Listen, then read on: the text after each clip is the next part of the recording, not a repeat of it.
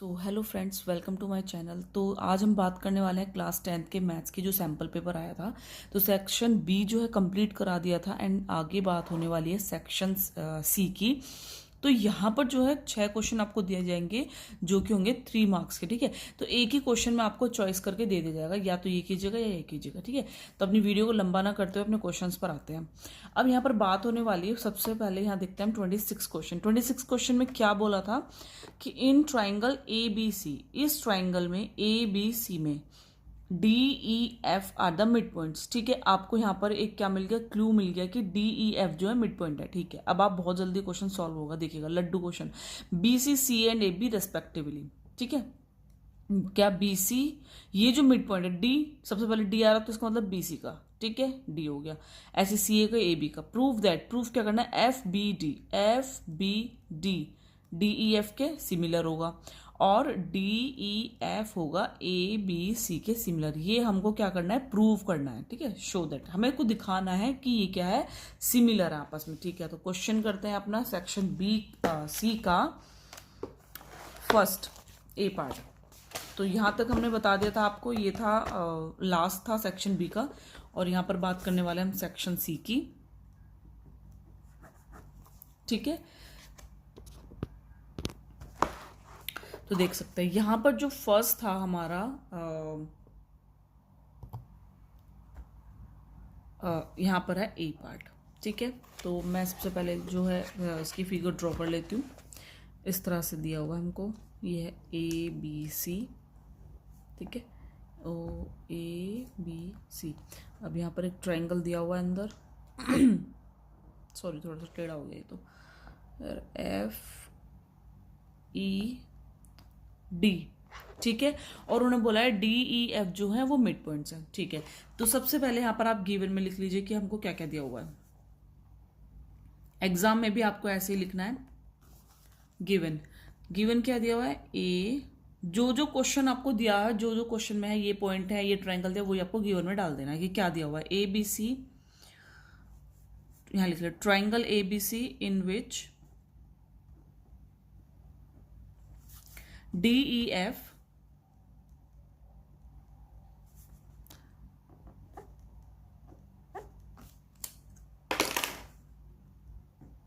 are the midpoint of किस किस के midpoint, A B B C C A. ठीक है, अब हमको क्या प्रूव करना है, टू प्रूव। देखिएगा यहाँ पर बच्चे बहुत कंफ्यूज होते हैं कि टू प्रूव लिखना है या प्रूफ लिखना है। देखिएगा जैसे हम किसी से बोलते हैं कि मतलब जैसे कोई सपोज करो किसी ने कोई चोरी कर ली, वो बोल रहा है मैंने चोरी नहीं करी, तो हम क्या बोलेंगे, प्रूव है तेरे पास, प्रूफ दे। ठीक है, प्रूव करके बता, मतलब सॉरी मिस्टेक हो गई, कि प्रूव करके बता कि तूने चोरी नहीं करी। तो प्रूव करके बता कि हमको क्या बताना है ना। तो प्रूफ क्या होगा कि प्रूफ दे। ठीक है, प्रूव होगा जो चीज हमको नहीं, जो चीज हमको प्रूव करनी है। प्रूफ, प्रूफ होगा कि हमें उसको सॉल्व करके दिखाना है। ठीक है, प्रूव हो गया कि उसने चोरी नहीं करी। ठीक है, सपोज कि हमें प्रूव हो चुका है कि उसने चोरी नहीं करी, ये आ गया उसका रिजल्ट कि उसने चोरी नहीं करी। प्रूफ वो हमें जो बातें बताएगा कि मैंने ऐसे नहीं करी, ये नहीं करी, वो नहीं करी। ठीक है, प्रूफ क्या हो गया, उसने हमें प्रूफ दिया है, उसने हमें क्लू दिया है कि मैंने चोरी नहीं करी। प्रूफ जो कंक्लूजन निकलेगा वो, यानी जो रिजल्ट निकालना है। ठीक है, तो टू प्रूव क्या हो गया हमारा, जो हमें क्वेश्चन में दिया हुआ है प्रूव करने के लिए। ट्राइंगल, ये देखिएगा एफ बी डी सिमिलर दिखाना, ट्राइंगल डी ई एफ के। देखिएगा कितना इजी क्वेश्चन है, अभी आपको यहीं पर पता चल जाएगा। And triangle D E F similar हो गया ट्राइंगल ए बी सी के। ठीक है चलिए, तो सबसे फर्स्टली हम क्वेश्चन ले लेते हैं। या तो आप इसके अकॉर्डिंग ले लीजिए या आप इसके अकॉर्डिंग लीजिए, ये आपकी इच्छा है। ठीक है, तो यहाँ पर देखिएगा मैं ले रही हूँ सबसे पहले इस ट्राइंगल में। ठीक है, आपको कोई सा भी पहले ट्राइंगल ले लीजिए, सबसे पहले हम लेते हैं छोटे ट्राइंगल में। ठीक है, तो मैं यहाँ पर ले रही हूँ मैं देखिएगा, अब सबसे पहले मिड पॉइंट की बात आ गई, तो कहीं ना कहीं आपको बीपीटी इसमें लग रही होगी, ठीक है, कहीं ना कहीं इसमें थ्योरम लग रही होगी, बीपीटी थ्योरम, थेल्स थ्योरम, बहुत ही मोस्ट इंपॉर्टेंट थ्योरम है। एग्जाम में एक क्वेश्चन इसका आएगा ही आएगा, जहां पर आपकी बीपीटी या थेल्स के अकॉर्डिंग वो क्वेश्चन सॉल्व होगा, ठीक है, इस तरह का ट्राइंगल का। और आपकी थेल्स थ्योरम भी आ सकती है, ये 99% है, 1% नहीं आ सकती, लेकिन 99% आती ही आती है। थेल्स थ्योरम बहुत इंपॉर्टेंट है, लिख के रख लीजिएगा उसको, ठीक है। तो मैं यहाँ पर लिख सकती हूँ थेल्स थ्योरम में क्या है, यहाँ पर मिड पॉइंट दिया हुआ है तो मिड पॉइंट वाली कंडीशन लिख रहे हैं, A F upon F B, proportionality वाली जो आती है, ठीक है, इज इक्वल टू क्या हो गया, ए ई अपॉन ई सी, ये वाली कंडीशन मैंने लिख दी। तो यहां से क्या प्रूव हुआ हमें कि F E parallel to B C by converse, BPT लिख लो या तो, या थेल्स थ्योरम लिख लो, ठीक है। अब यहां पर आप ये बोला कि बाय, अब आप सोचोगे कन्वर्स बीपीटी क्यों लगाए, देखिएगा, जब हमको बीपीटी वाली थ्योरम सॉल्व करनी थी, जब हमको थेल्स थ्योरम सॉल्व करनी थी, तो वहां पर हमको ये चीज पैरेलल दे दी थी पहले से ही, हमें वहां पर ये वाले जो पोर्शन थे यानी प्रोपोर्शनल हमको वहां प्रूव करना था, देखा होगा आपने। अब मैंने यहाँ पर पहले भी अपनी वीडियोस डाली हुई है उसकी बीपीटी की, कि हमको यहाँ प्रोपोर्शनल में ये वाली चीजें प्रूव करनी थी और ये हमें ऑलरेडी दी हुई थी, ठीक है, वो प्रूव करनी थी, वो थी बीपीटी। अब कन्वर्ट्स का मतलब होता है उल्टा, यहां पर हमको ये चीज दे दी, मिड पॉइंट हमें दे दी है, बट हमें ये पैरेलल प्रूव करनी है, ये पैरेलल प्रूव करनी है, ध्यान रखिएगा। वहां पर ये चीज दी हुई थी, पोर्शन प्रूव करने थे, यहाँ प्रोपोर्शनल दिए हुए हैं, यानी कि हमें मिड पॉइंट दिए हुए हैं और हमें पैरेलल प्रूव करना है, तो ये हो गई कन्वर्स बीपीटी, ठीक है। क्लियर हो गया आपको ये बात, चलिए। तो यहां पर मैं क्या लिखूंगी, सिमिलरली ऐसी D E parallel to A B, ये देखिएगा इस तरह से इसको घुमाएंगे हम, बन गया ये वाला ट्राइंगल, ये वाला इसके इक्वल हो गया, ठीक है, वही बात, डी ई पैरेलल टू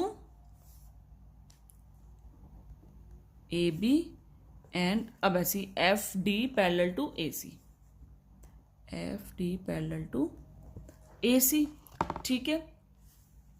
अब यहां पर क्या हो गया कि इससे क्या हो गया, therefore F B D E is a parallelogram, ठीक है।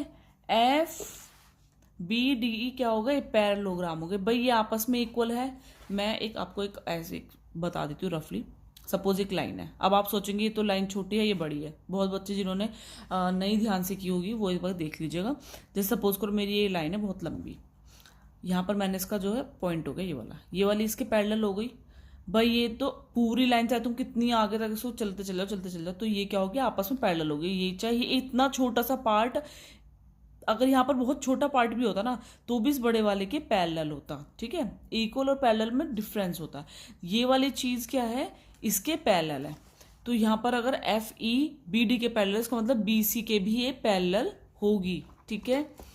अब हम क्या ले लेते हैं, हमें ट्राइंगल में प्रूव करनी थी, तो सबसे पहले लेते हैं triangle F B D and triangle D E F, ठीक है। अब यहां पर देखिएगा, मैं यहां पर पॉइंट्स डाल देती हूँ, सपोज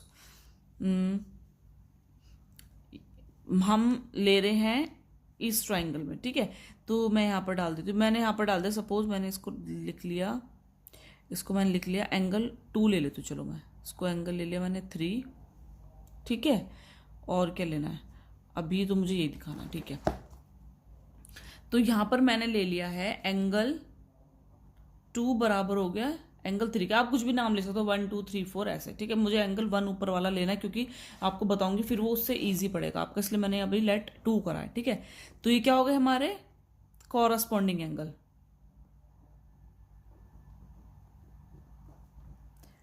कॉरस्पॉन्डिंग एंगल्स, ठीक है। अब ऑल्टरनेट एंगल कौन सा होता है, अल्टरनेट, मैंने आपको ट्रिक बताई है, अल्टरनेट, बहुत बच्चे कंफ्यूज होता है। देखिए एल शेप वाले जो होते हैं, सपोज मैंने ये जो है 2 मेरी पैरेलल लाइंस है, तो मैं यहाँ पर इसको जैसे सपोज ये हो गया, ठीक है, इस तरह से तो बन रहा है, ये दो पैरेलल लाइन हो गई और ये इसमें ऐसे आ गया, ठीक है। तो अल्टरनेट देखिएगा, एल बन रहा है, ये बन रहा है एल, जिगजैग वाला जो मोशन बनेगा, जो जिगजैग वाला आएगा ये, ठीक है। यहां से देखिएगा ये एल सा बन रहा है कुछ, ये एल बन गया कुछ, तो एल अल्टरनेट, एल की आवाज आ रही है तो अल्टरनेट, ध्यान रखिएगा एल वाला जो ऐसे जिगजैग में आएगा, अल्टरनेट, ठीक है। तो ये वाला और ये वाला, तो मैं यहाँ पर इसको लेट कर लेती हूँ। तो मैंने यहाँ पर ये मैंने 3 था, ये मैंने 4 ले लिया और ये मैंने ले लिया 5। आप इस तरह से ले सकते हैं एंगल, आपकी विश है। ये मान लिया मैंने 6, ऐसे एंगल लेकर बहुत इजी पड़ता है, ठीक है। तो अल्टरनेट एंगल, अब देखिएगा यहाँ पर जिगजैग मोशन बन रहा है, ये गया और ये गया। अब देखिए इस एंगल के अंदर कौन कौन सा आ रहा है, यहाँ इसके अंदर आ गया 5 और इसके अंदर आ गया 6, तो एंगल 5 बराबर हो गया एंगल 6 के, कौन से हो गए हमारे अल्टरनेट एंगल। ऐसी सेम यहां से जाएगा, ये देखिएगा ये गया और ये गया, बन गया एल, तो 7 बराबर हो गया 4 के, एंगल 4 बराबर हो गया एंगल 7 के। ये भी क्या हो गया हमारा अल्टरनेट, सॉरी ये भी क्या हो गए हमारे अल्टरनेट एंगल्स, ठीक है।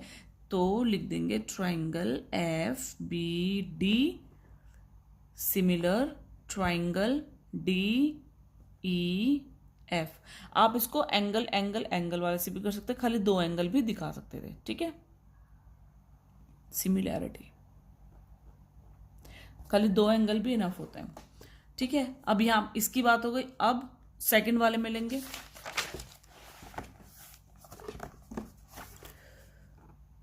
इस पे देख लीजिए, चलो क्या प्रूफ करना था अगला, D E F triangle A B C, D E F और ए बी सी, इसमें प्रूफ करना था, ठीक है। अब यहाँ पर हम लेट कर लेते हैं इसको मान लेते मैं एंगल 1, अभी हमारे इन एंगल की बात होगी तो इसलिए मैं इसको, यहाँ 7 था लास्ट और मान लिया मैंने 8, ठीक है। यहाँ पर ऐसे A 2 3 मतलब कि A F E ऐसे कन्फ्यूजन होती है, मुझे भी बहुत कन्फ्यूजन होती थी, तो मैंने ट्रिक इसकी देखी थी, मतलब कि यही ट्रिक मैंने अपनाई थी, तो ये मुझे बहुत ईजी लगती थी और इससे क्वेश्चंस में कभी भी कन्फ्यूजन नहीं क्रिएट होती है, ठीक है। तो आप इस तरह से कीजिएगा। और यहाँ पर देख सकते हैं, अब मैंने यहाँ पर ले लिया। अब देखिएगा इस ट्राइंगल की बात कर रहे हैं, अब इस ट्राइंगल मैं यहाँ पर फिर से ये वाला ट्राइंगल आपको बना लेती हूँ, वाला ईजी बनाने के लिए, ठीक है। सपोज हमने ये वाला ट्राइंगल ले लिया और ये हो गया, ये हो गया, ये हो गया, ठीक है। ये हो गया A B C D E F, ठीक है। ऐसी रफली बता रही हूँ। तो यहाँ पर देखिएगा हमें लेना क्या, ये तो ट्राइंगल मैं प्रूव कर चुकी हूँ। अब हमें यहाँ पर ये वाला ट्राइंगल आपस में हमने सिमिलर कर दिया, अब हमें बड़े वाले ट्राइंगल में लेना है। तो बड़े वाले ट्राइंगल में से ये तो ले लिया मैंने, अब मुझे इतने की और लेना, तो मैं क्या करती हूँ, सबसे पहले मैं इसको पैरेललोग्राम प्रूव कर दूँ, ठीक है। तो पैरेललोग्राम प्रूफ करने के लिए सबसे मैंने पहले से लिख दिया था ऑलरेडी कि डी, ये ई है, D E parallel to A F. मैंने क्या बताया था, अगर ये वाली लाइन इसके पैरेलल तो इसका मतलब ये वाली इसके भी पैरेलल होगी, ठीक है। तो मैंने वही लिखा ए एफ पैरेलल टू क्या हो गया, डी ई हो गया। और इस वाले को मैंने एंगल पहले से ही माना हुआ था, ठीक है। हाँ, तो यहाँ पर मैंने लिख दिया D parallel to A F. एक कंडीशन और यहाँ पर आपको लिख देनी है कि F E parallel to B C, ठीक है। तो यहाँ पर ये वाली लाइन पैरेलल प्रूव हो गई है हमारी, तो ये क्या हो गया हमारा एक पैरेललोग्राम हो गया। ये सेम मैंने कंडीशन यहाँ पर अप्लाई कर दी कि ये वाली जो है इसके भी सेम है, ठीक है। तो आपको इतनी ही चीज अभी यहाँ पर लिखनी है और ध्यान से देखकर चलना है कि आपको पैरेललोग्राम बनाना है, ठीक है। अब ये वाली चीज नहीं लिखो, रुक जाओ अभी इस वाली चीज के लिए, ठीक है। यहाँ पर लिख दी। अब यहाँ पर मैंने क्या पॉइंट माना था, 7 माना था और इसको 8 माना था, इसको मैंने 7 माना था और इसको मैंने 8 माना था। ये रफली मैं आपको ऐसी बता रही हूँ, लेकिन आप एग्जाम में भी इस तरीके से कीजिएगा, ठीक है, थोड़ा साफ साफ बना के। तो यहाँ लिख सकते हैं angle 7 equals to angle 8, opposite angle हो गए, तो वही चीज लिख सकते, यहाँ लिख सकते हैं अपोजिट एंगल्स ऑफ पैरेललोग्राम, ठीक है। ये वाली चीज हमारी प्रूव हो गई, अपोजिट एंगल ऑफ पैरेललोग्राम। अब यहां पे देखिएगा, मैंने पहले ये वाला एंगल इस एंगल के इक्वल करा था, ठीक है, किया था पहली वाली कंडीशन में, जो ये था इसके इक्वल दिखाया था मैंने। ठीक है, तो यहाँ पर ये एंगल था हमारा, अभी बताती हूँ आपको मैं कि मैं यहाँ लिख दूँ एंगल 2 बराबर हो गया एंगल 3 के। एंगल वाली कंडीशन दिखाएंगे, अभी देखिएगा क्यों। ये वाला एंगल हमने सिमिलर प्रूव करा था। ठीक है, प्रूव अबव हम पहले से कर चुके हैं इसको प्रूव। ठीक है, लेकिन फिर भी मैं आपको बताती हूँ ये वाला एंगल मैं क्यों ले रही हूँ। अभी देखिएगा, ये वाला एंगल इस छोटे एंगल में आ गया, ये वाला एंगल बड़े एंगल में आ गया ये वाली चीज़, इसलिए मैं ये वाला एंगल ले रही थी। ठीक है, एक बड़े वाले एंगल का एंगल आ गया, एक छोटे वाले एंगल का एंगल आ गया, मैं पहले से ये प्रूव कर चुकी हूँ। ठीक है, तो यहाँ मैं लिख सकती हूँ प्रूव अबव। अभी मैंने पहले से प्रूव कर दिया, अगर नहीं प्रूव किया होता तो आप कंडीशन आपको लिखनी थी BFD एंड FDE जो है सिमिलर है, सो इसलिए एंगल 2 बराबर एंगल 3 है। ठीक है, तो हम लिख सकते हैं ट्राइंगल DEF सिमिलर हो गया ट्राइंगल ABC के, एंड लिखना है यहाँ पर आपको बाय एंगल सिमिलैरिटी। ठीक है, कंफ्यूजन कहीं नहीं है, हो गया क्लियर? ओके, तो यहां पर हमने आपको दिखा दिया ये आपस में एंगल इक्वल है और इनके एंगल इक्वल, तो ये क्या हो गया एंगल सिमिलरिटी से ये प्रूव हो गया है। ठीक है, कोई प्रॉब्लम किसी में? अब यहां पर आता है आपका सेक्शन बी पार्ट। ठीक है, अब बी पार्ट में आपको क्या करना है, यहाँ पे देखिए in triangle ABC P and Q are the point on AB and AC respectively. ठीक है, such that PQ is a parallel to BC। यहां पर हमको दे दिया है इसका ये रहा। ठीक है,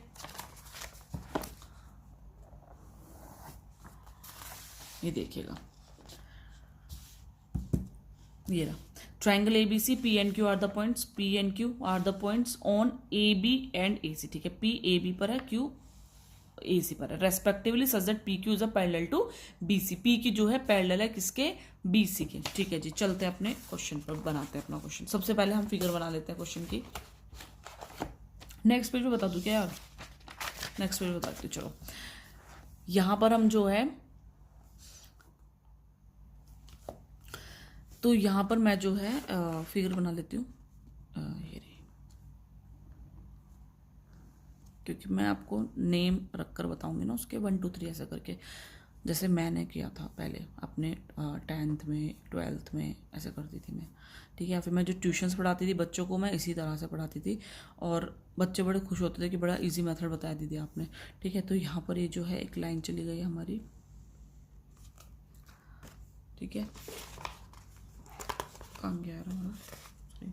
P and Q are the point AB and AC, और ये आ गया जी हमारा R पॉइंट। ओके, ठीक है जी, ये आ गया हमारा D पॉइंट। ओके, अब सबसे पहले आपको वही गिवन वाली कंडीशन करके लिखनी है। ठीक है, तो लिख देंगे हम,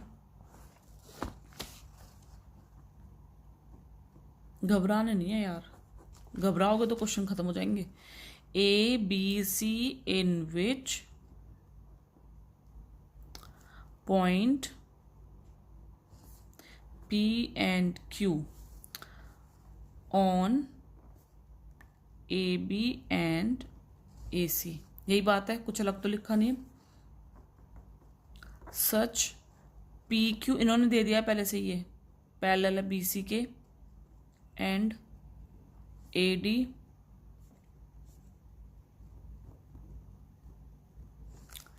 यहां पर ये बोल रहे हैं प्रूव करो जो मीडियन है AD। ठीक है, ड्रोन फ्रॉम ए से जो ड्रॉ हो रहा है मीडियन AD, वो BC को बाइसेक्ट कर रहा है, ऑन BC पर बाइसेक्ट कर रहा है PQ को। बाइसेक्ट का मतलब हो गया जी आधा आधा, बाइसेक्ट का मतलब आधा आधा। सपोज एक लाइन है, मैंने इसको बाइसेक्ट कर दी, ये A हो गई, ये B हो गई, इसको मैंने M मान लिया, तो बाइसेक्ट कर मतलब कि हमें बताना है कि वो बाइसेक्ट हो गया, यानी कि AM बराबर बतानी है MB, ये चीज़ आपको बतानी है। ठीक है, तो यहां पर हम प्रूव क्या करेंगे, टू प्रूव लिख दो कि जी PR बराबर दिखानी हमें RQ के, ये ठीक है। प्रूफ दिखाओ। अब सबसे पहले हम यहां पर 2 ट्राइंगलों में ये बट चुका है, तो हम आधे आधे ट्राइंगल ले लें, कोई दिक्कत है नहीं जी। तो in triangle AP R and triangle A B D. छोटा ट्राइंगल फिर बड़ा ट्राइंगल, सेम यहाँ से छोटा लेंगे यहाँ से बड़ा लेंगे, ठीक है। अब यहाँ पर देखिएगा, यहाँ इसको, ये छोटा ट्राइंगल है तो मैं छोटे में इसको 1 मान लूँ, इसको मैं एंगल 2 मान लेती हूँ। यहाँ पर इसको मैं एंगल 3 मान लूँगी और इसको एंगल 4 मान लूँगी, कोई दिक्कत नहीं जी। तो यहाँ पर मैं मान लेती हूँ एंगल 1 बराबर एंगल 2। कौन से हो गए? Corresponding angles. ओके, सेम इसके लिए भी ए यूज हो रहा है, अगर हम बड़े वाला एंगल ले रहे तब भी ए यूज हो रहा है। तो क्या लिखेंगे? एंगल ए बराबर हो गया एंगल ए के, ये क्या आ गया? कॉमन। कुछ दिक्कत यहां तक नहीं, चलते हैं आगे। तो क्या आ गई? दोनों एंगल एंगल वाली कंडीशन आ गई, तो लिख दे triangle A P R similar triangle A B D by angle angle similarity. Okay, next चलते हैं। यहां तक प्रूव हो गया। अब एक चीज और आती है, जब हमने प्रूव कर दिया कि जो इनके जो पॉइंट्स हैं ये मिड पॉइंट है, ठीक है। अब हमने सिमिलरली प्रूव कर दिया, तब क्या होता है? जब सिंगल ट्राइंगल्स होते हैं तो उनकी कॉरस्पॉन्डिंग साइड्स भी क्या होते हैं? उनका जो प्रपोर्शनल होता है, कॉरस्पॉन्डिंग साइड्स भी क्या होती है? इनकी प्रपोर्शन में होती है। तो लिखेंगे in the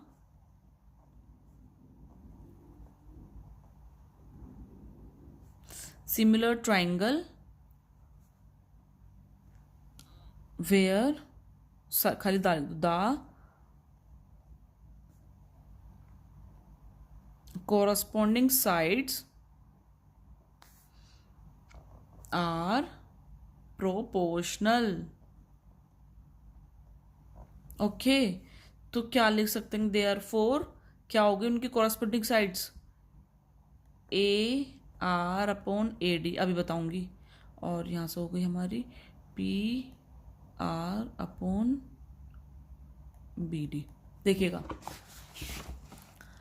A R upon R D, P R upon B D. मैंने ये वाली साइड्स क्यों नहीं ली? ध्यान देखिएगा, यहाँ हमको पूरा ट्राइंगल दिखाना है, तो पूरे ट्राइंगल के लिए ये वाली चीज लेंगे तभी तो ये वाली चीज दूसरे में लेंगे, तभी तो पूरी मिलेगी। बाइसेक्ट की बात कर रहे हैं ना हम, हमको ये चीज चाहिए तो ये तो लाइन लेनी है। दूसरे ट्रायंगल में भी अगर हम ये चीज लेंगे तो दोनों चीजें कॉमन आ जाएंगी और ये मिलकर पूरी बन गई। ठीक है, तो समझ आ गया मैंने यहाँ पर क्यों लिया। ठीक है, चलिए, तो यहाँ पर बात हो गई हमारी इतनी। अब हमें क्या करना है? ये वाली कंडीशन को हम मान लेते हैं first condition. Okay, then next, अब आगे जैसे हमने सेम ये वाला प्रूफ करा है, सेम दूसरे वाली साइड ले लेंगे। अब हम क्या लेंगे? केस 2 लिख लेंगे यहाँ पर, सपोज। ठीक है, सपोज ही केस 2 लिखना है यार, सपोज कुछ नहीं होता। केस फर्स्ट, केस 1 केस 2 करके लिखोगे ना यार, अच्छे मार्क्स मिलते हैं। मैं आपको तरीका बताऊंगी फिर लास्ट में। जैसे मैं ट्यूशन के बच्चों को बताती थी, बड़े अच्छे मार्क्स आते थे यार, ऐसे बहुत अच्छे मार्क्स आते थे बच्चों के, जैसे रटवा देती थी मैं बच्चों को एकदम। तो यहाँ पर लिखते हैं in triangle A R Q.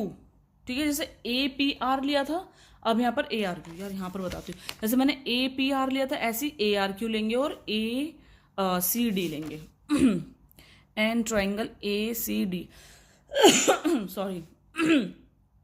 अब यहाँ पर बात करते हैं, सेम बिल्कुल कुछ नहीं सोचना यार, जैसा पहले प्रूफ करा था ये वाली चीज वैसे कर देंगे। यहाँ 1 2 लेता है, ऐसे लेंगे एंगल 3 बराबर हो गया एंगल 4 के, सेम वही कॉरस्पॉन्डिंग एंगल्स। ठीक है, शॉर्ट फॉर्म में लिख दे रही हूँ।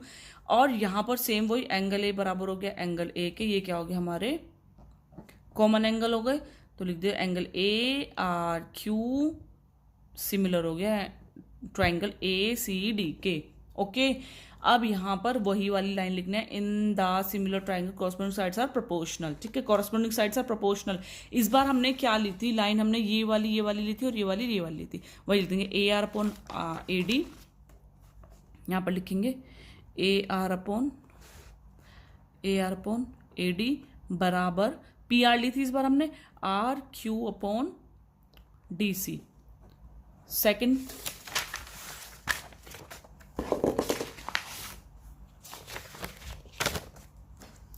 फ्रॉम, तो लिखिएगा from equation 1 and two, 1 and 2 equation से लेंगे, ठीक है।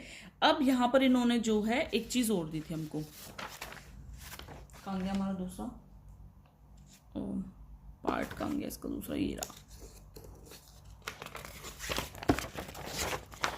अब यहाँ पर हमें इन्होंने एक चीज दी थी, इन्होंने बोला था कि जो D है वो क्या कर रहा है, बाइसेक्ट कर रहा है, मतलब कि AD जो है, सॉरी बाइसेक्ट नहीं, AD जो है वो मीडियन है। ये वाली बात इन्होंने हमें पहले बोली थी, ठीक है जी, कि ये जो है AD मीडियन है। इसका मतलब क्या है, BD बराबर होगी DC के, ठीक है। बट पहले हमें इसके अकॉर्डिंग लिखना है। तो यहाँ पर देखिएगा 1 एंड 2 में कुछ दिख रहा है सिमिलर, 1 2 में कुछ है, इक्वल है, देखते हैं क्या, AR AD दोनों में AR AD इसके भी इक्वल है, AR AD इसके भी इक्वल है। इसका मतलब क्या हुआ, आपस में जो होंगे इनके राइट हैंड साइड भी इक्वल होंगे, PR/BD is equals to RQ/DC, ठीक है। बट इन्होंने क्या बोला था कि AD जो है मीडियन है, तो हमारा क्या होगा, BD is equals to DC, क्योंकि AD इज मीडियन, ठीक है। तो BD की जगह अगर हम DC रख दें तो PR/ यहाँ पर DC रख दूं,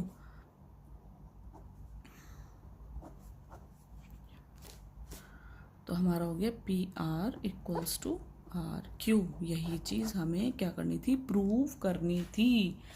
PR/RQ, ये इसको बाइसेक्ट कर रहा है, आधा आधा टुकड़ों में बांट रहा है, इसका मतलब ये इसके इक्वल होगी, और ये हमने प्रूव कर दिया, hence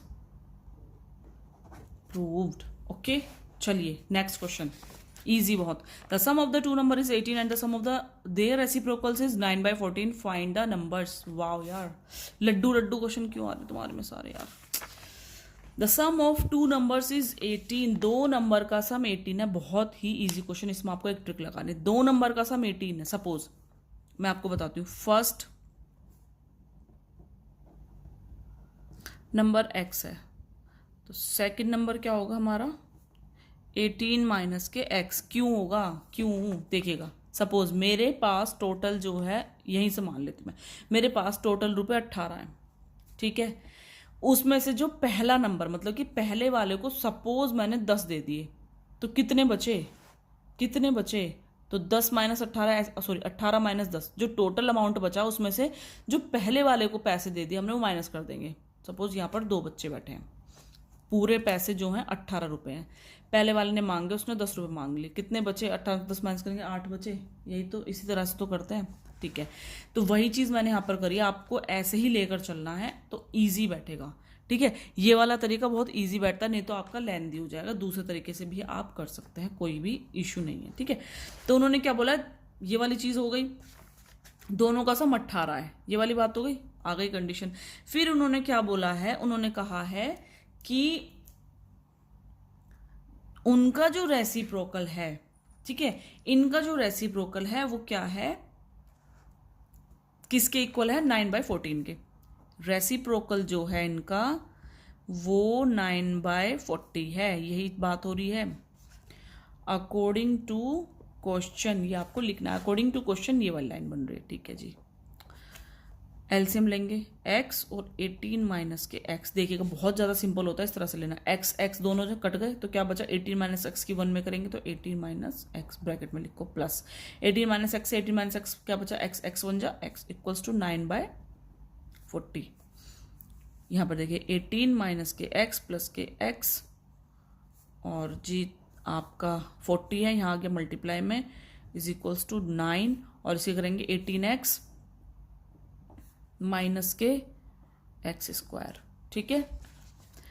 x x cancel out हो गया, मल्टीप्लाई कर देंगे, 8 4 8 32 का 2 3 8 4 4 5 6 7 7 2, और यहाँ पर आ जाएगा जी हमारा 0, ठीक है।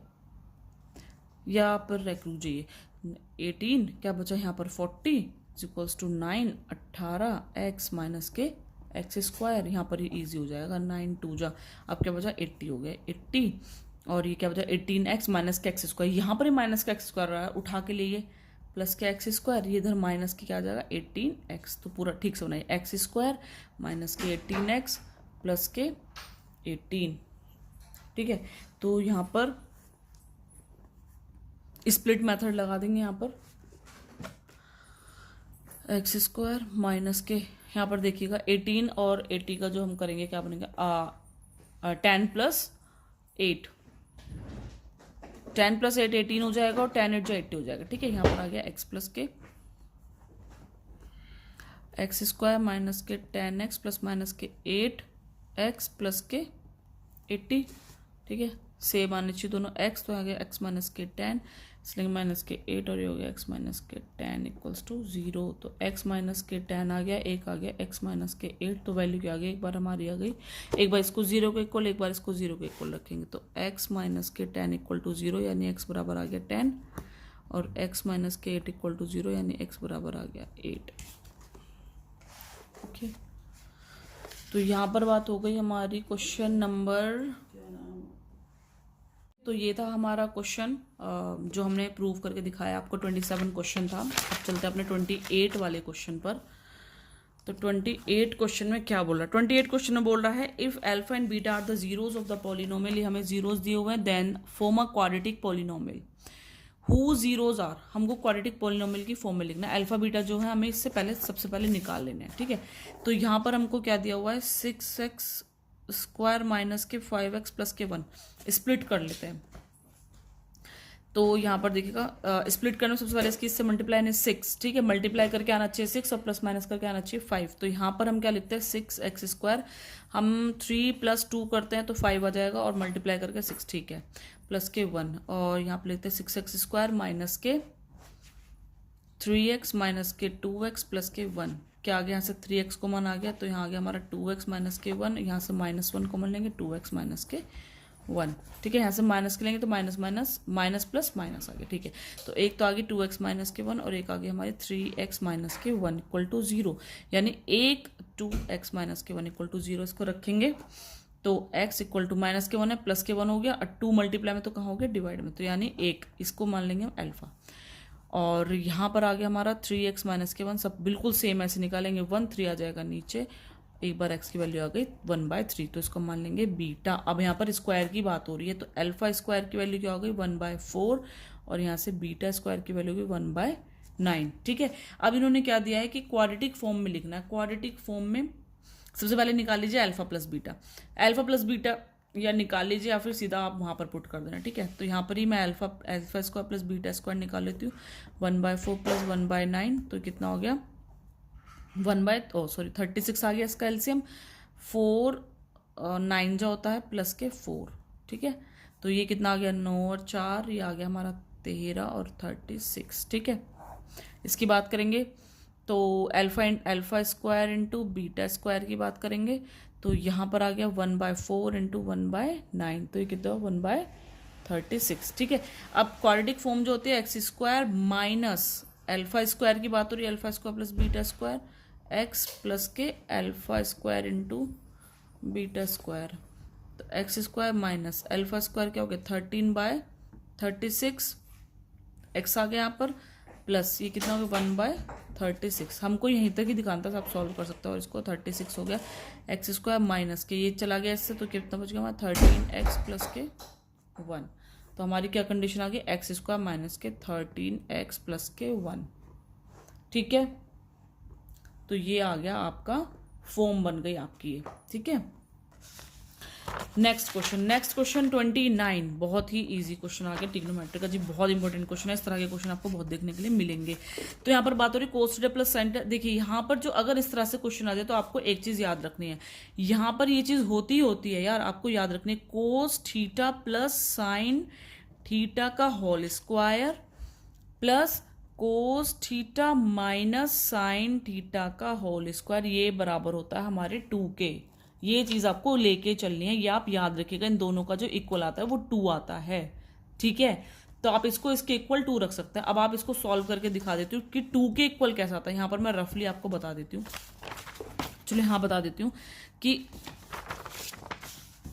मैं इसका ये a हो गया और ये b हो गया। Suppose a square B square वाला फॉर्मूला खोलती हूँ, a square plus B square plus 2ab, फिर इसका खोलेंगे A square plus B square minus 2ab, cancel out plus minus के, ये क्या होता है 1 के इक्वल होता है, sorry cos square theta plus sine square 1 के इक्वल होता है, ये भी 1 के इक्वल होता है, तो कितना बचा हमारा यहाँ पर 2 बच गया, वही चीज मैंने यहाँ पर लिखी है। ठीक है, तो अब यहाँ पर आपको क्या लेकर चलना, देखिए इन्होंने क्या दिया है कि जो कोस थीटा प्लस साइन थीटा किसके इक्वल है 1 के इक्वल है, तो इन दोनों की जगह मैं 1 लिख दूं, 1 का स्क्वायर प्लस ये as it is cos theta minus के sine theta equals to 2, square चल रहा है, यहाँ 1 रहेगा, 1 इधर उठ के चला जाएगा तो क्या हो जाएगा माइनस के, तो कोस थीटा माइनस के साइन थीटा का होल स्क्वायर इक्वल टू 2 में से 1 जाएगा तो यहाँ पर लो मैं लिख देती हूँ सीधा, तो यहाँ आ जाएगा 1, तो कोस थीटा माइनस के साइन थीटा का होल स्क्वायर इक्वल टू 1, और स्क्वायर इधर जाके क्या चढ़ जाता है रूट, और रूट की वैल्यू को हम कैसे लिख सकते हैं प्लस माइनस के 1 ऐसे। ठीक है, तो कोस थीटा यही तो हमको प्रूव करना था, साइन थीटा की वैल्यू क्या आ गई प्लस माइनस के 1, यही चीज हमको क्या करनी थी प्रूव करनी थी। ओके, चलिए नेक्स्ट क्वेश्चन जो है हमारा क्वेश्चन नंबर 29 हमारे यहाँ कंप्लीट हो गया है। जो क्वेश्चन नंबर 30 है क्या कह रहा है, यहाँ देखिएगा 2 पार्ट दिए हुए हैं और करके, या तो ये वाला करना है या ये वाला करना है। ठीक है, यहाँ पर दिया है a minute hand of a wall clock is 18 centimetre long, find the area of face of the clock described by the minute hand in 35 minutes. Very easy question, और मिनट हैंड वाला आपको मिनट वाला question जो होता है sector वाला मतलब कि एरिया निकालने वाला क्वेश्चन आता है आपका। ठीक है, तो हम चलते हैं 30 क्वेश्चन का। 30 क्वेश्चन का है ए पार्ट। ठीक है, यहाँ पे इसने क्या दे दिया, the minute hand of a wall clock. ठीक है, एक घड़ी है, तो यहाँ पर मैं आपको बता देती हूँ बनाकर।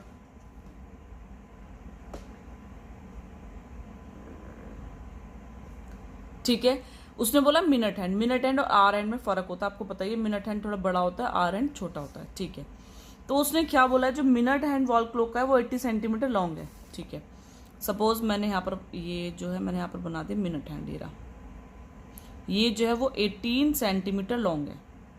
ठीक है, फिर क्या बोल रहा है, find the area of the face the clock described by the minute hand in 35 minutes, और ये जो मिनट हैंड है वो घूमकर 35 मिनट्स पर आ गया है। ठीक है, तो यहाँ पर 30 मिनट होती है तो 35 मिनट यहाँ होगी, एक आगे 5 मिनट आगे मतलब, तो हमको क्या निकालना है, ये वाला एरिया हमको निकालना है।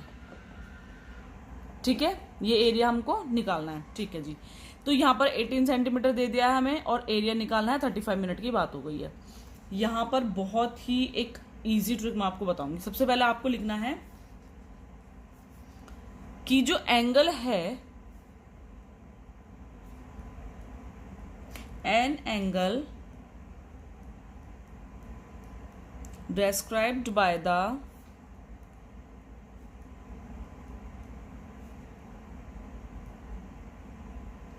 मिनट हैंड, थोड़ा हिल रहा है।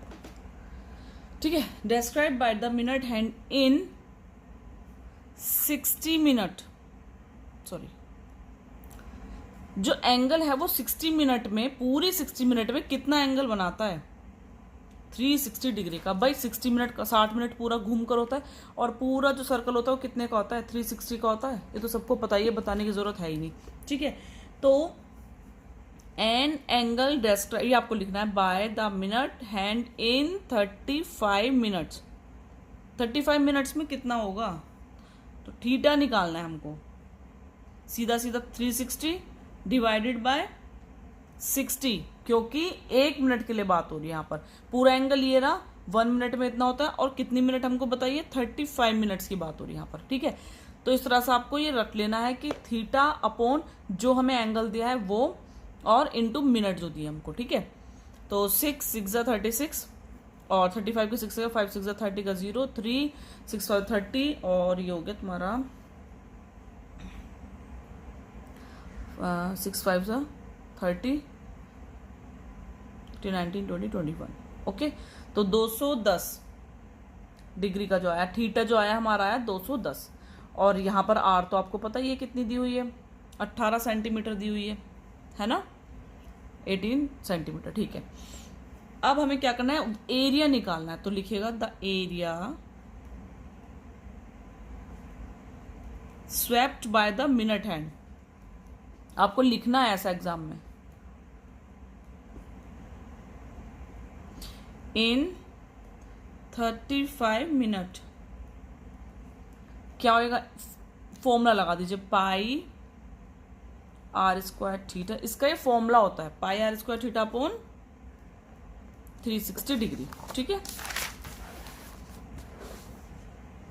तो यहां पर देखना, pi r square theta upon 360। अब इसको पाई की वैल्यू अगर यहाँ पर दे देंगे तो आप लिख लेगा, नहीं तो 22/7 ही आपको लिखनी है, इंटू 360। आर पता ही आपको 18 दे रखी थी, 2 बार लिख देंगे, 2 आर स्क्वायर है, और थीटा हमारा क्या निकला था 210, 0 से 0 कैंसिलेट, 7 3 जा, फिर 3 से काटो, 3 1 जा, 3 2 जा, 2 से काटो, 2 6 जा, 2 9 जा, फिर से काटो, 2 3 जा, 2 9 जा, 3 से काटो, 3 3 जा, क्या बचा ऊपर, 22 इंटू 9 इंटू 3, यही बचेगा। अब देखिए इसको मल्टीप्लाई कर लीजिएगा, तो ये क्या बच गया, 22 इंटू 2, 3 2 जा 6, 3 2 जा 6 इंटू 9, और यह क्या तुम्हारा 954, तो ये आ गया आपका 594।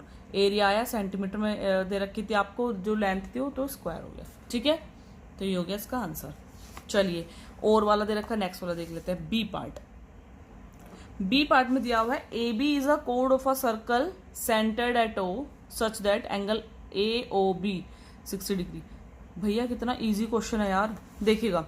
सबसे पहले तो यहीं पर हिंट मिल गई, ए ओ बी, अगर एक 60 का दे दिया है तो यहाँ पर ध्यान रखिएगा, ये रेडियस है, ठीक है, ये 60 का दे दिया है, तो अगर एक भी एंगल आपको 60 का दे दिया, समझ लीजिएगा ये वाला क्या दिया हुआ आपको, इक्विलेटरल ट्रायंगल दिया हुआ है। यहाँ पर इक्विलेटरल ट्रायंगल की बात हो रही है। ओ ए दे दिया है, ये वाला, ये दे दिया है आपको 14, तो ये भी ऑलरेडी 14 ही होगा अपने आप ही। Then find the area of the minor segment. अब मैं आपको एक बात बताती हूँ, देखिए यहां पर एक सर्कल है सपोज, ठीक है, यहां से ये होता है सेगमेंट पूरा, ये माइनर सेगमेंट हो गया, ये वाला, ठीक है। ये हो जाएगा सेक्टर, ध्यान रखिएगा, सेक्टर होगा ये जो ट्रायंगल से मिलके बनता है ये, ठीक है। Minor sector, major sector, major बड़े वाला, माइनर छोटे वाला। बात हो रही है सेगमेंट की, सेगमेंट किस में आता है, लाइन सेगमेंट से मिलकर बनता है, तो ये आगे लाइन से मिलकर ये बन गया माइनर सेगमेंट, और यहां से ये पूरा मिलके बन गया मेजर सेगमेंट, ठीक है। तो आपको ये चीज ध्यान रखनी है कि माइनर सेगमेंट और मेजर सेगमेंट में क्या डिफरेंस है, ठीक है। तो ये वाली चीज आपकी क्लियर हो गई। सेगमेंट जो होगा जो लाइन से मिलकर बनेगा, यहाँ ये बना लाइन से मिलकर माइनर सेगमेंट, ये बड़े वाला बना मेजर सेगमेंट। सेक्टर की बात हो रही तो ये छोटे वाला इसके साथ मिलकर बन जाएगा माइनर, बड़े वाला हो गया मेजर। किसी को कुछ कंफ्यूजन हो तो प्लीज मुझे बता दीजिएगा कमेंट में, और मैं आपको फिर नहीं तो क्लियर कर दूंगी वो चीज, ठीक है। ठीक है जी, अब यहाँ पर इन्होंने 14 दे दिया ऑलरेडी पहले से ही। ये हो गया हमारा ओ, भाई ये मत कहना राइटिंग गंदी आ रही है, ये थोड़ा सा मैं आपको रफली बताती चल रही हूँ, ठीक है, सजा सजा के नहीं बता रही हूँ यार, तो आप देख लीजिएगा एक बार, ठीक है। ये √3 की यहाँ पर वैल्यू दी हुई है हमको। चलते हैं यहाँ पर, तो क्या लेंगे, इक्विलेटरल ट्रायंगल की बात हो रही है,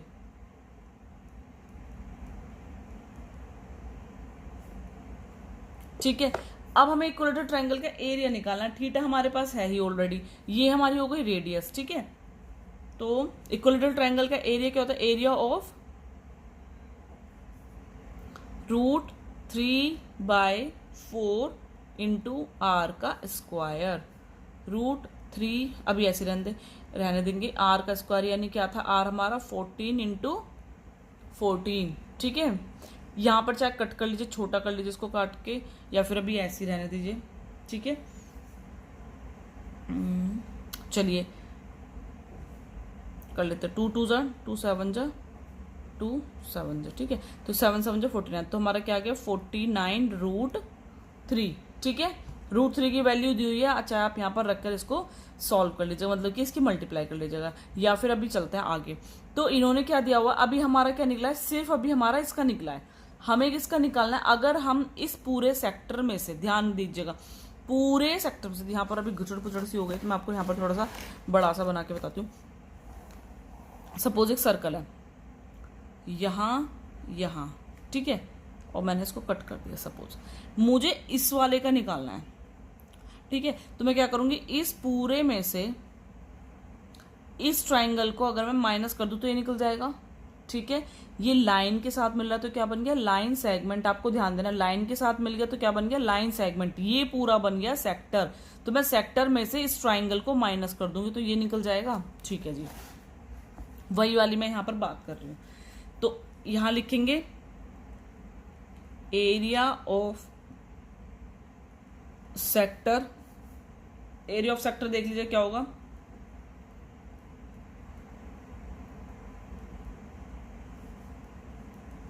थीटा हमें क्या दिया हुआ 60,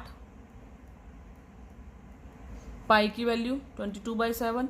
यहीं पर इसको सॉल्व कर लेते हैं, ये हो गया हमारा 14 इंटू 14, ठीक है। नहीं समझ आया तो प्लीज कमेंट में डालें। 6 6 36, 2 7 2 3 जा, और यहाँ आ गया हमारा 2 7 जा, ठीक है।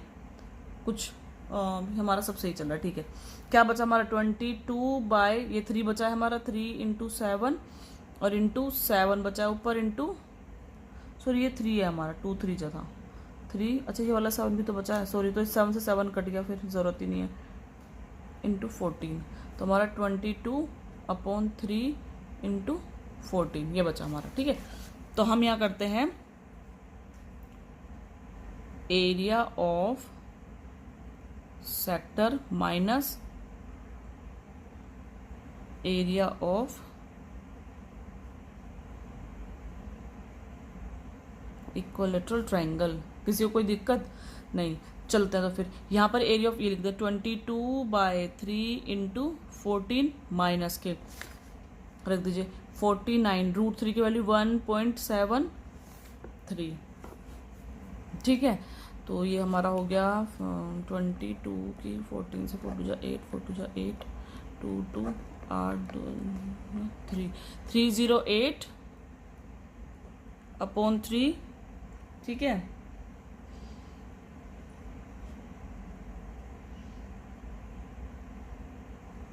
और ये आपका बैठेगा, मैं इसको पॉइंट को सीधा सीधा मल्टीप्लाई कर देता हूँ इसकी, यहाँ आ गया 173 की 49 से 2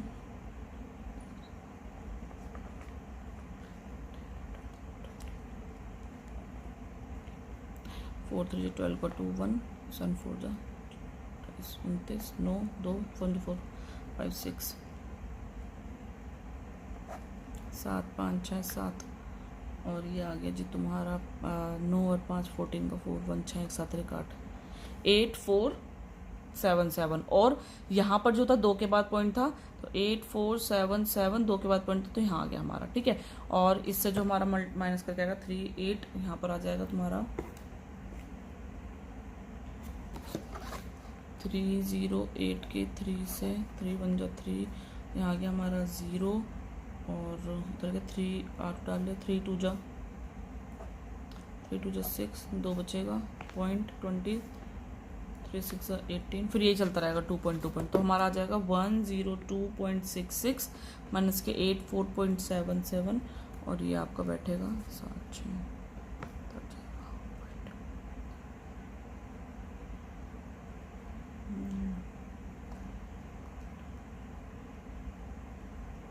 ये आएगा 17.89 सेंटीमीटर के स्क्वायर, ठीक है। तो ये था हमारा क्वेश्चन, एरिया ऑफ सेक्टर इस तरह से आपको निकालना है, ठीक है। इसका बी पार्ट क्लियर हो चुका है। अब देखिएगा बहुत ही मोस्ट इम्पोर्टेंट क्वेश्चन यहाँ पर यार, मतलब ये आपको करना है, ये स्किप नहीं करना है। एक वीडियो मैं इसके ऊपर बना चुकी हूँ कि आपका आएगा ही आएगा, 110% आएगा ही आएगा। तो ये है क्वेश्चन नंबर 31, ठीक है। तो यहाँ पर मैं पहले से बता चुकी हूँ √3 √2 √5 इनमें से एक आपको 110% मिलेगा, और आप इस तरह से इसका एक तरीके से मतलब रट लीजिए इसको, ठीक है। मैं पहली वीडियो में बता चुकी हूँ let P/Q is an rational पहले रेशनल मान लेंगे, ऑल्सो √3, ठीक है। वेयर, रट लीजिए ऊपर की ऐसे line, Q is not equal to 0, तो P/Q इज इक्वल टू √3 रखेंगे, क्रॉस मल्टीप्लिकेशन करेंगे तो क्या आ जाएगा, P is equals to √3 Q। यहां पर हमें स्क्वायर में टर्म चाहिए तो both side squaring,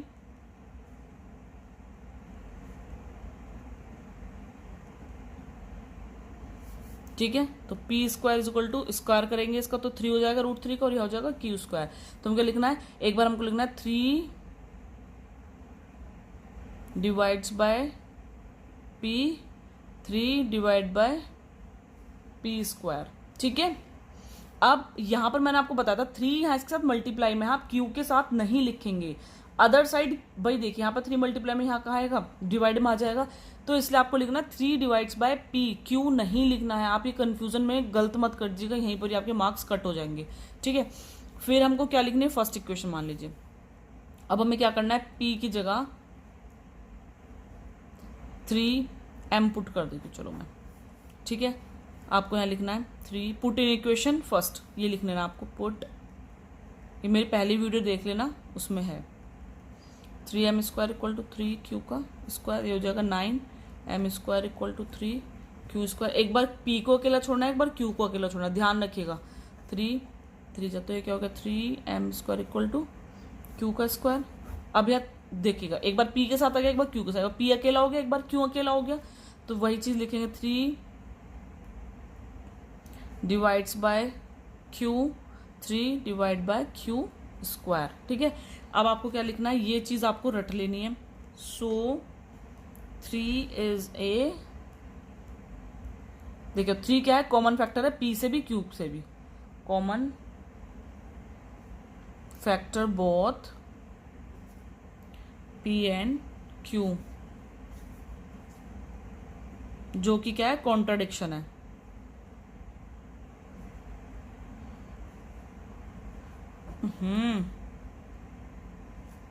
Which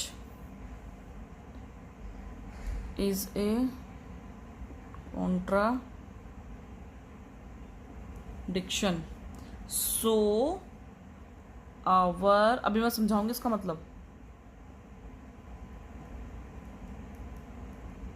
our assumption is false, okay, hence ये तो आपको लाइनें रट लेनी है, इज,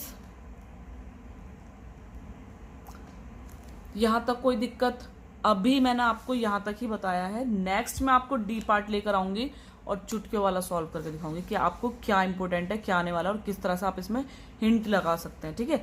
तो यहां तक आपका क्लियर हो गया। कुछ आपको प्रॉब्लम हो तो प्लीज मेरी वीडियो पे कमेंट करें, ओके, लाइक करें, शेयर करें वीडियो को ज़्यादा ज़्यादा, जिससे और बच्चे भी देख पाए और बच्चों को भी इनका मतलब पता चले कि इतना इजी भी हो सकता है यार क्वेश्चंस, ठीक है। तो इस तरह से मैं आपको इंपॉर्टेंट वीडियोस लाती रहूंगी, जो जो इंपॉर्टेंट क्वेश्चन है, सिर्फ NCERT या फिर RS RD जो भी, जो उनके इंपॉर्टेंट क्वेश्चन है उन सबका निचोड़ निकाल के मैं आपको देती रहूंगी एग्जाम के लिए। पूरा चैप्टर क्लियर नहीं कराने वाली हूँ मैं, क्योंकि जो उसमें इंपॉर्टेंट, अभी टाइम जो चल रहा है वो तुम्हारा इंपॉर्टेंट का चल रहा है, जो उसमें इंपॉर्टेंट आने वाला है वो मैं आपको बना कर दूंगी, ठीक है। तो मिलते हैं अपनी नेक्स्ट वीडियो के साथ। Thank you for watching my video. इसी तरह से मेरी वीडियो को शेयर करें, लाइक करें, सब्सक्राइब करना ना भूलें चैनल को। Thank you.